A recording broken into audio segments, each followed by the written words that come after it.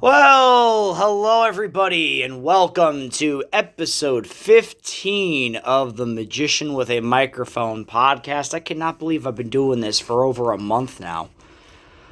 Hell, over 2 months now. Jesus Christ. Don't mind me, my voice is raspy. I had no microphone system at Lake Compounds over the weekend, so I had to throw my voice out.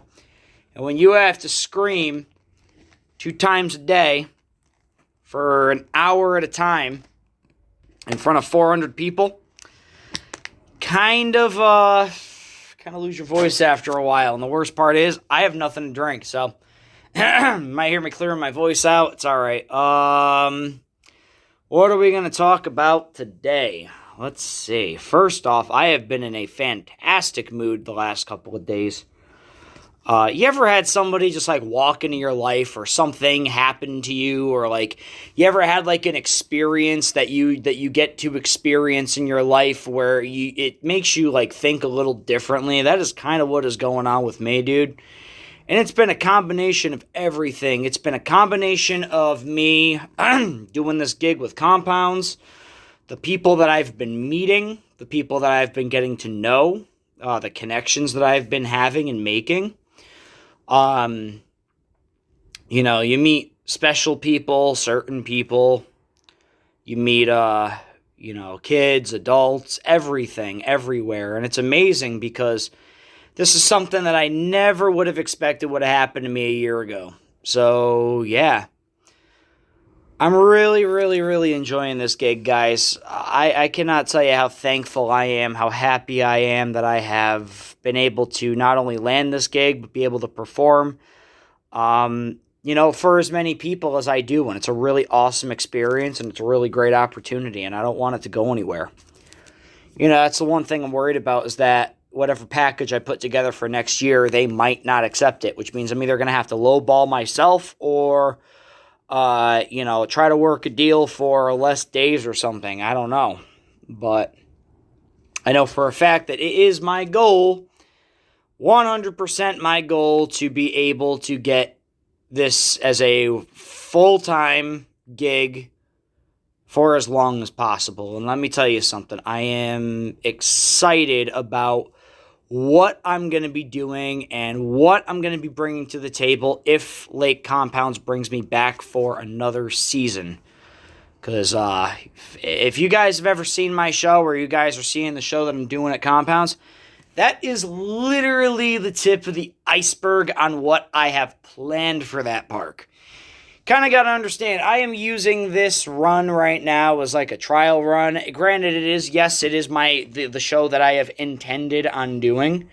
At the same time, there's things I want to add. Now that I know the layout of the park, now that I know the layout of the performing area, now that I know that there's another performing area, it might be able to open up my options to do other things, but I don't know yet because I haven't gotten to that point, and I'm not going to rush it. I'm very happy with what I've got right now. I'm very happy with the, where I perform. I really like the dude who goes on before and after me. His name is Eric. He's actually very well magician in China. He was born in Shanghai, moved out to New York. So him and I actually know a lot of the same people. It's pretty cool. But he does a magic show before me, and then he does a magic school, and then I follow that. And luckily, he doesn't teach anything that I do in my show, and his show is completely different from mine. Mine's a lot more interactive than his is, and honestly, I get bigger crowds, but hey, that's just my observation. Oh man, I'm going to be doing that a lot today. That's just my observation. But I love it. Guys, I am so thankful and satisfied and happy and grateful and optimistic about this. I feel like I'm going to be doing this hopefully for years to come. Their regular magician's been there for 20 years. If it's easy enough for him to stay there, it'll be easy enough for me to stay there. Will I work it for 20 years? Sure, why not? Because then what I can do is, while I do the gig at Compounds during the spring and summer, while I'm doing that, I can plan for the fall and the winter, where I could go on tour. By next year, shit's going to be open again. Trust me. the amount of people that I've been speaking to in the theater industry, they're just done. They want to open up, man. They want to open up. They want to get people back in the seats, and I think we're getting to the point in history with time and everything. That is a fire truck that's about to go by. I think we're at that point in time in history where, people are getting fed up. Getting fed up with the system, getting fed up with all these laws and rules and mandates and regulations and shit, and people are just going to be like, you know what, fuck you, I'm opening up my business. Fuck you, I'm having a full crowd at my show. Fuck you. Fuck you. That's what it's going to be in the next 6 months or so. I guarantee it. The amount of people that I've talked to, they're just sick and tired of this shit, so. But yeah. I would love to go on a tour after Compounds. I'd love it. Like, ideally, if I could do Compounds in the springtime, in the summertime, and then in the fall hit, like, maybe 10 cities throughout, like, the fall and the winter, that'd be pretty cool. It'd be, like, 2 months of tours, dude. Maybe 3. If I were to do, like, 15 cities, I'd do, like, a city a weekend. That would be awesome. Probably hit, like, all the New England area and, maybe like Philly, Baltimore, New York City, maybe Jersey. So, yeah. Don't know when I'll be able to, like, give them my new package for what I want to offer them. Kind of did offer them something that I don't do, but I got to figure it out now because, hey, I told them I do it, so I got to do it. And that is an escape show. So, yeah. I gotta come up with an escape show. Yay. Yay. I'm a moron. No, not really. I'm not a moron. I'm just, I think way too far ahead. So, you know what? Let me think too far ahead. Got me to where I am now. Thinking ahead and not listening to what anybody says. Because I don't listen to people who tell me I can't do it. I don't. It goes in one ear and out the other. You could tell me I'm going to fail all you want. You could tell me that what I'm going to do is not going to work. All you fucking want. I don't want to hear it anymore. I've literally accomplished everything that I've accomplished in my life by not listening to people. And I'm, like, dead serious about that. So, you can fuck off. You're going to tell me I can't do something. So... the show, though, because I've been wanting to talk about the actual structure of my show. If nobody's ever seen my show, I think it's only fair that I give you a little taste of what I do. So I come out, I open up my show, I create the magic word of the day, which I'll admit I stole from 2 of my friends. So we do the magic word of the day, we test out the magic word, get into some interactive stuff, make shit disappear. I read the kids' minds, which is pretty cool, because they adamantly think that I cannot do it. They're like, you can't do that, you can't read my mind. I'm like, cool, write something on that piece of paper, I'm going to tell you exactly what you wrote, and then I do it. Then I have some tricks that they can't figure out, that I claim they can't figure out. Of course, they're like sucker tricks, so like, they're made so that way you could figure it out, and once you think you got it, I send you into a whole sorts of like backward spiral and shit, and then you start questioning reality. I got my guitar book in there. I do a cut and restored rope somewhere in the show. Usually it depends on how my mood is, if I want to do it in the beginning or the end of the show. My linking rings is definite. Then I end with my straight jacket. I actually sliced the fuck out of my thumb doing my straight jacket escape 2 weeks ago. Go figure, my second day at the park, and I already injured myself. My jacket has this, one of the straps, the one that goes around the back that binds my arms. My jacket has one of the loops. It's like one of the, like, I forget what they're called. Bevel loops? No, not bevel loops. Notches. I don't know. One of the loops, you press it in, but it's got like it's made out of metal, and it's like an eye hole, almost. And it's got a part that sticks out, like jagged, and I ran my thumb over it by accident 2 weeks ago, and it sliced my thumb pretty fucking deep. Like, I still have the scar and everything, and it's not going away for quite a while. Bled for like 8 hours. Yeah, so.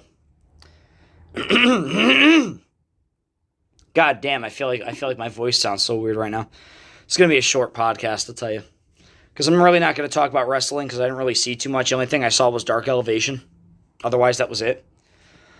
And I forgot to write down that dream card, the wrestling dream card that I was gonna do. But I feel like I should do that next week when my voice is hopefully better. I've also been doing that all day, clearing my throat, trying to drink hot liquids. I don't know what to do. If anybody has any ideas, if my voice is like this by next week, I'm going to get it checked. And I usually never go to the doctor's office. So, yeah. So, hold on one second, just checking something here. Okay, I could have sworn I felt a vibration. All right, cool. Phone went off, and it turns out that I posted a thing on Facebook about my podcast, and I was like, hey, listen to the podcast. And a couple people liked it, so that's pretty cool. There's a guy outside of the gallery right now who is looking at me, and he looks like Vince Russo. That's pretty funny.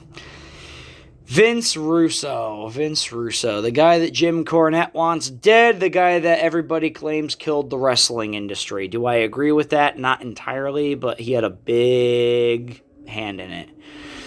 Vince Russo had some great ideas, I will admit. Vince Russo also had some pretty shitty ideas, and they just happened to let his good ideas be overshadowed by his shitty ideas that they tried making into good ideas that didn't work, so now they suck.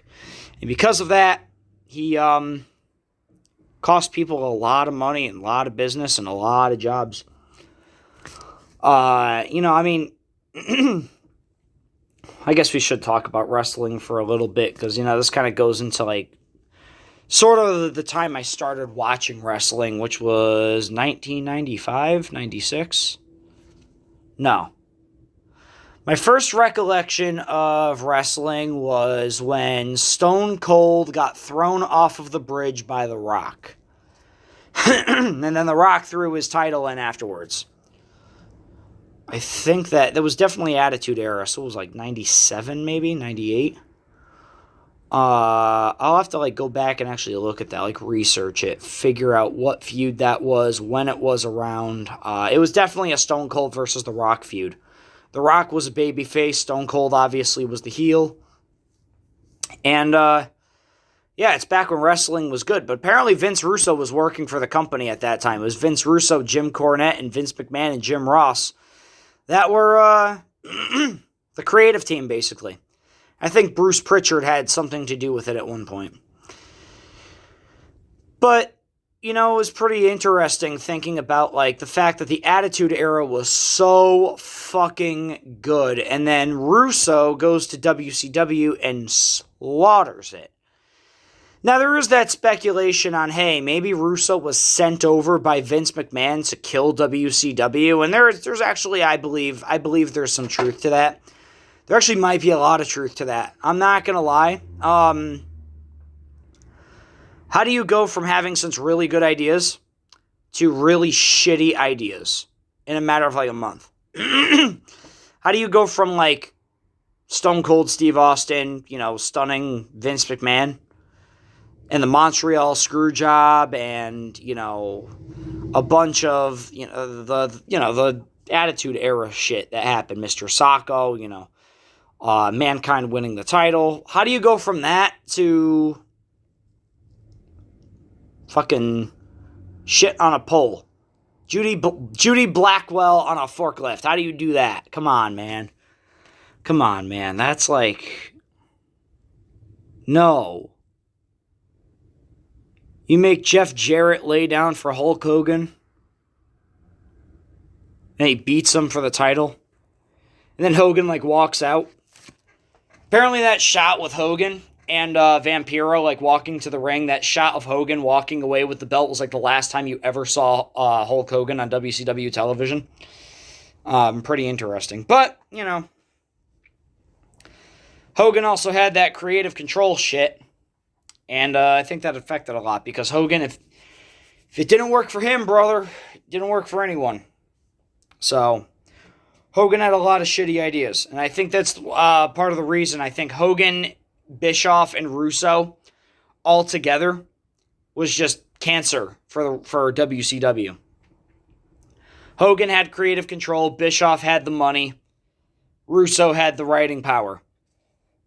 Unfortunately, one of them had the final say, and it wasn't the right person. So, when you combine all of those, you end up having very shitty television. Then you put Kevin Nash into the mix, and, you know, the NWO and all that. And that's just a recipe for disaster. So,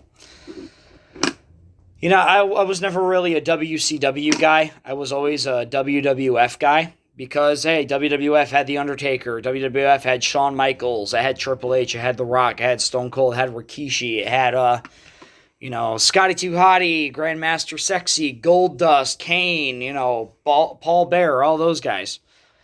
While I understand that a lot of those guys, had the opportunity to possibly go to WCW and didn't, but a lot of the guys that did, wow, my voice cracked there, bad. A lot of the guys that did go ended up not doing too well. I mean, i.e., Dustin Rhodes, who came in as 7 and then ended up hating his gimmick so much that he literally broke character on screen and said, "This is a bullshit gimmick. I'm Dustin Rhodes. I'm going to wrestle as myself. Fuck you." There was, see, who else went to WCW? Well, I mean, besides Razor and Diesel, who ended up just becoming, like, the people running it. But even then, the NWO, which started out great, ended like shit. That was a lot. Mr. Perfect ended up joining at one point. Rick Rude ended up joining at one point. Eric Bischoff, Jesus Christ. Dennis Rodman, holy shit. Can you imagine if David Arquette joined the NWO when he won the title? That's another thing. David Arquette winning the title. That right there, I feel like, was the nail in the coffin. Because you can't really recover from that. Nobody likes David Arquette. The fuck? He was never really a good actor. I mean, he was good in Scream. That was just about it. Otherwise, yeah, nothing. I can't really name a good movie that he was in. But he happens to be your poster child. You guys had Dennis Rodman. You had Karl Malone. You had all of these bigger names that you could have used. And you decide to put the world title on David Arquette. Now, mind you, I know it was a publicity stunt. I know it was a way to get people like, wait, what the fuck? David Arquette won the title? Wait, I got to look into this. Because it's like, you see a headline like that, and you're like, what the fuck? This can't be right. So I get the publicity, but it backfired, just like a whole bunch of their shit, Goldberg streak, another example. Goldberg, I've never bought into Goldberg, never really liked him, not gonna lie. Always thought he was WWE's version of Stone Cold Steve Austin, and I never really bought into that winning streak because there were way too many people that were involved with that streak that should not have been beaten that were, And you can't really say that all of those wins were the most believable wins. I mean, some of them shouldn't have fucking happened. So, yep, that's my voice right now. But then again, that's why I'm an AEW guy right now. I have completely jumped ship. I'm not even interested in Survivor Series. I'm not watching Crown Jewel. I can care less about the King of the Ring. Really don't have an interest for Survivor Series. If AEW keeps doing what they're doing, I probably won't watch WrestleMania. I'll probably watch All Out or All In or whatever one is coming up next. I think, no, the next one's coming up is Revolution. Which is actually on November 13th, which is the 15th anniversary of when my grandfather passed away. That's why I started doing magic out of memory of my grandfather. So, that'll be a good way to keep my mind off of shit. Plus, like I say every week, AEW has CM Punk. and Chris Jericho. And Orange Cassidy. And Chris Statlander, who is, right now, is my favorite woman wrestler right now. The more I watch her, the more I'm just like, what the? She needs to be everywhere. So, AEW Dark Elevation is what I saw. And then I also saw little bits and pieces of Dark. Try to remember what I saw, though. A lot of jobbers. I mean, obviously, there's going to be jobbers, you know. There was the Pinnacle match. No, that was last week. Yeah, that was last week. No, it was FTW. Let me tell you something. FTW? No, FTW. FTR. FTR. Fuck the Revival. They can fucking wrestle, dude. They're great by themselves as a tag team. They remind me a lot of the early like WCW days, like back when it was still NWA. Reminded me a lot of like the teams from back then, like, you know, Midnight Express or the Rock and Roll Express or, you know, the Four Horsemen, guys who just had really, really good chemistry together. You know, Wyndham and Rotunda, you know, guys like that who, if they go off and do their own singles thing, it's not really going to be the same. I like them. I think they're good. I think they're great. You know they're good when Jim Cornette likes them. That's kind of how I think. It's like, if Jim Cornette likes you, you must be doing something right. Because Jim Cornette's a critic and criticizes basically everything. And let's face it, he doesn't like anything in modern wrestling. Even though I feel like he is starting to like turn around to AEW. Not sure. Let's see, what else did I see? Ty Conti faced somebody. She ended up winning. It was a really good match. Really good match, actually. There's a lot of back and forth action. It's pretty long, too. I'm not going to lie. I expected that match to go like snap of the fingers. Nope. It was long. Let's see. What other match was there? Why the hell am I drawing a blank? And I can't even look it up, because if I go on the internet, my microphone's going to turn off. Figure that out the hard way. CM Punk, I know, was not there. They were in... Oh, shit, yeah. Joey Janela versus Crowbar, and then the Blue Meanie comes out. I marked out for the Blue Meanie. I was like, holy shit. That's pretty fucking cool. Like, I've always liked the Blue Meanie. I'm not going to lie. I've always thought the Blue Meanie was pretty cool. Obviously, he's a comedy guy. Obviously, he's a jobber and everything. But hey, you know what? It works. Oh, then there was the Best Friends. Might as well be Arn Anderson Jr. He looks just like the fucking guy. Was it Brock Anderson and then somebody else against HFO? Unfortunately, they didn't get... No, Butcher and Blade, I think it was. Butcher and Blade, and then Private Party. I think it was Private Party. I could be wrong. You guys could correct me all you want. I remember seeing Butcher and Blade. I remember seeing Private Party. I remember seeing the Best Friends. I remember seeing two other guys. Still, really fucking great matches. Really good wrestling. Private Party needs to turn themselves babyface like quick. They could be the next Young Bucks. Honestly, I'm not even joking. They are charismatic. They are high flyers. They have great double team moves. They're fast. Their endurance is great. Their showmanship is great. And they've got potential. They could push a lot of merchandise. I mean, granted, I know that they are AEW's answer for who the fuck is it? We Want the Smoke. Jesus Christ. Montez Ford and the other guy. See, I told you, I don't even watch WWE anymore. I can't even fucking remember the names. But I know that Private Party is their answer to them. But dude, they're great. They're really fucking good.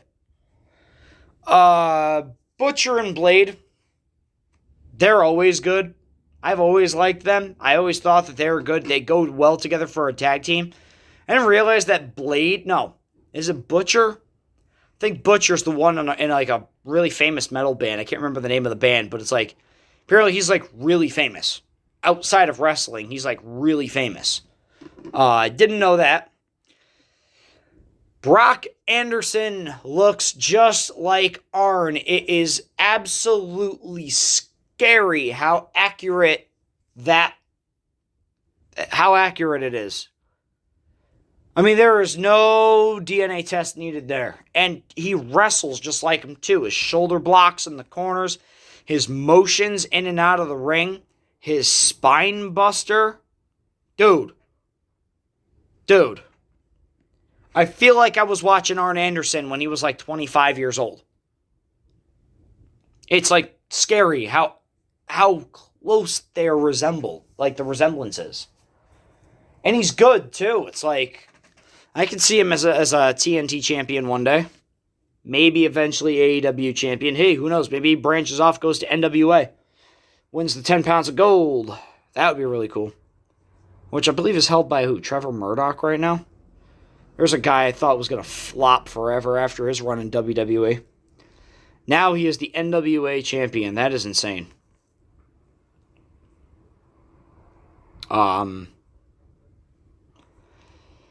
So yeah, that was like the tag team match to like end one of the shows. And then, who else did I see? No Orange Cassidy, sadly. Chris Statlander didn't wrestle, sadly. Matt Hardy didn't wrestle, sadly. I think they have to break Matt Hardy again. Honestly, I think Matt Hardy needs to go broken once more. I feel like his time is almost up. He's obviously not wrestling as much anymore. And if they're going to let him go out with a bang. Bring back broken Matt Hardy. Throw him into the lake of reincarnation. And then just like never see him again. That would be really cool.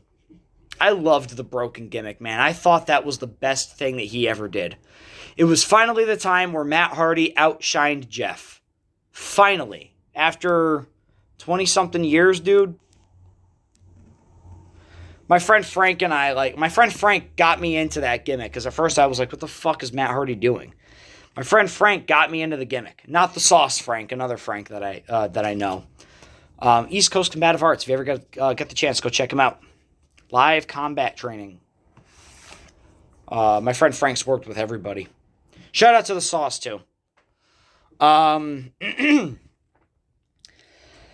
Broken Matt Hardy was so quotable at one point. Like, we would go out to, like, dinner or something like that. If we were, like, at Ruby Tuesdays, I'd be like, do you have any green beans? And, like, they'd be like, no, we don't have any green beans. I'm like, why do we have no green beans? Green beans are a delicacy. Bring me green beans. Post-haste. It was so, like we would, like, drive past people. I would just yell out the window, delete, delete, delete, you know.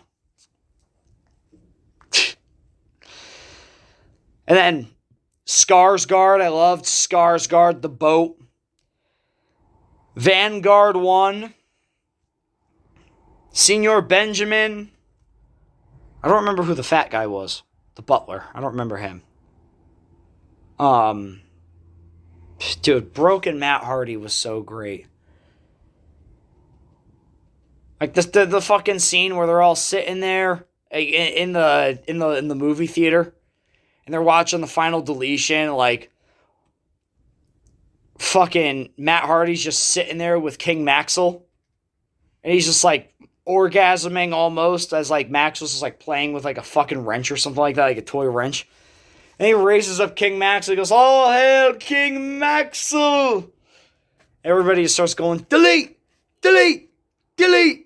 Dude, I fucking loved Broken Matt Hardy. It was so stupid, but it was so awesome at the same time. And then they tried ripping it off with the House of Horrors match, Bray Wyatt and Randy Orton. And then they tried having it where, like, because everybody wanted it to be Bray Wyatt and the Wyatt family going into the Hardy compound. And what do? They fucking make them tag team partners. And then instead of broken Matt Hardy, it was woken Matt Hardy in WWE. And fuck. They did hire in Jeremy Borash, though, to help out with the Great War. That was the Final Deletion. WWE's version of the Final Deletion. And could it have worked if they gave Matt a little bit more creative control like TNA did? Because from what I understand, TNA gave Matt full control on that gimmick. Everything in there was his idea, and I guess Will-O-the-Wisp was like Jeff Hardy's like persona long before they were in the WWF. So it was cool to see that come back. That's another thing I wish I could have saw. Will-O-the-Wisp versus The Fiend. That would have been a fucking great match. Forget Sting versus Undertaker. Will-O-the-Wisp versus The Fiend. That would have been crazy. And do like a fucking death chamber match or something. Have it be like an elimination chamber, but it's like wrapped in barbed wire instead of chains. No pods or anything. Just like you can't get out no matter what. So have as much carnage as possible. That would actually be pretty cool. An elimination chamber with no pods wrapped in barbed wire instead of chain. That actually, maybe they could do something with that. But it's got to be the circular one. The new elimination chamber sucks ass. I hate it. It is a black Hell in a Cell with pods. That's all it is. Granted, I know it's taller, but I like the original elimination chamber. My favorite cage of all time, though, is the Punjabi prison. I got way off topic there. Holy shit. Broken Matt Hardy in AEW. They did it for a little bit, but I feel like if they were to redo it again, now that there are crowds, people would have marked the fuck out if Broken Matt Hardy just showed up one day with like a full live crowd there. That would have been insane.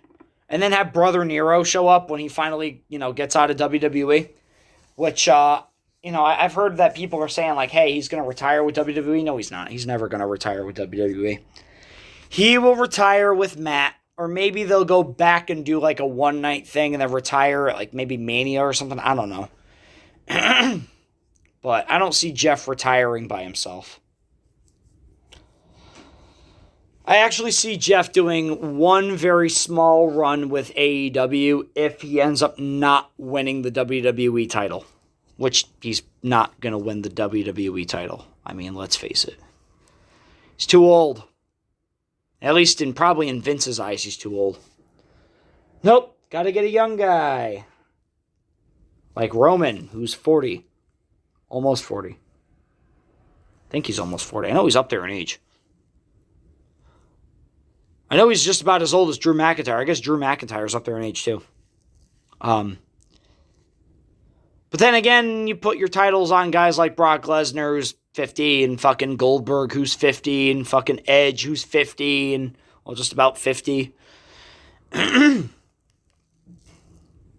But then again, these fans complain that, they don't want the same people winning the titles, and then when you put the title on somebody else, then they complain because they're not they're not good enough talent or whatever. Fucking, I don't know. WWE fans are fucks. So, but well, guys, I'm gonna get going. My voice is starting to hurt. I tried edging this out as long as I possibly could. So, hope you guys enjoyed the podcast. Hope you guys had a good time listening. Next week, if my voice is better, I will do the dream card. Probably go on for a little bit longer. So, I'm Chris Lange with Chris Lange Magic. This is the Magician with a Microphone podcast. Thank you guys for tuning in.